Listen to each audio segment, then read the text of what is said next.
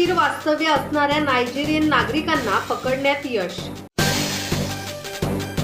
गेल्या अनेक वर्षांपासून नवी मुंबई शहरामध्ये बेकायदेशीरपणे वास्तव्य करणाऱ्या नायजेरियन नागरिकांवर पोलीस आयुक्त मिलिंद भारंबे यांनी पदभार स्वीकारल्यापासून कारवाई सुरू केली होती। संपूर्ण वर्षभरामध्ये बेकायदेशीर वास्तव्य करणाऱ्या नागरिकांना ताब्यात घेत अनेकांना नोटीस देखील भारंबे यांनी दिल्या आहेत। नवी मुंबई पोलिसांनी गेल्या वर्षभरापासून नवी मुंबई शहरात बेकायदेशीरपणे वास्तव्यास असलेल्या 411 नायजेरियन नागरिकांसह 506 परदेशी नागरिकांचा शोध घेतला आहे। 411 नायजेरियनपैकी बरेच जण अंमली पदार्थाशी संबंधित गुन्ह्यांमध्ये सामील असल्याचे मिलिंद भारंबे यांनी सांगितले।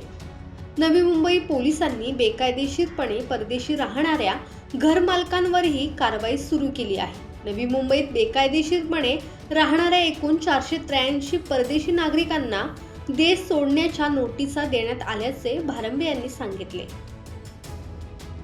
नवी मुंबई हे एक आंतरराष्ट्रीय शहर असल्यामुळे इथे खूप फॉरेन नॅशनल्स बिझनेस करता किंवा शिक्षणाकरता, मेडिकल किंवा टुरिझम करता ह्या ठिकाणी येत असतात आणि अशा सर्व फॉरेन नॅशनल्सला नवी मुंबई पोलीस सातत्याने ट्रॅक करत असतं, त्यांचा लेखाजोखा आपल्याकडे ठेवत असतं।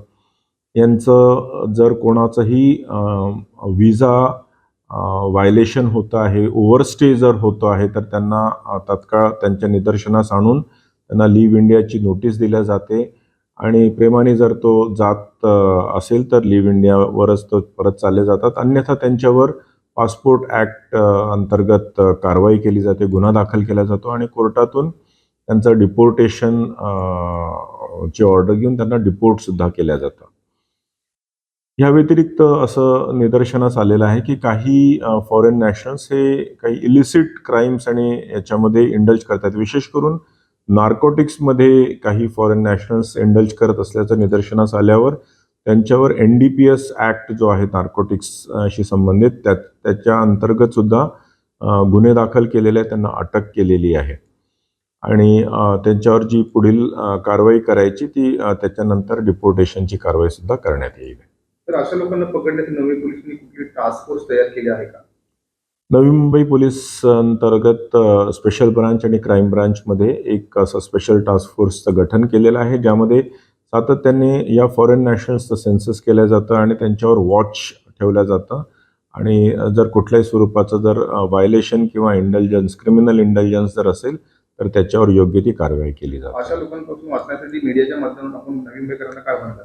नवी मुंबई पोलिसांकडून नवी मुंबईकरांना ही अपील राहील की जर कुठलाही फॉरेन नॅशनल आपल्या हॉटेलमध्ये किंवा प्रायव्हेट घरामध्ये जर राहण्यासाठी वास्तव्यासाठी जर येत असेल तर एक ऑनलाईन सी फॉर्म असतो, तो निश्चित भरावा, ज्यामध्ये या फॉरेन नॅशनलचे सर्व डिटेल्स भरावे लागतात आणि पोलीस स्टेशनला पोलिसांना इन्फॉर्म करावं, जेणेकरून त्याच्याबद्दलची सर्व माहिती आम्हाला शेअर होऊ शकेल आहे आणि कुठल्याही प्रकारचा ओव्हरस्टे किंवा इलिसिट क्रिमिनल ॲक्टिव्हिटी जर असेल तर ती आम्हाला निदर्शनास आणून दिल्याचं आम्ही आभारी राहू।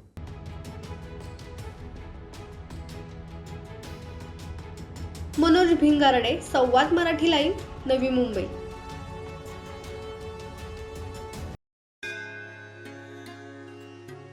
श्री गणपती संस्थान महड, तालुका खालापूर, जिल्हा रायगड।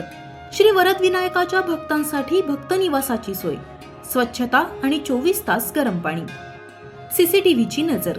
आगाऊ नोंदणीसाठी संपर्क करा 02192 26 69 12, 72 76 47 38 54।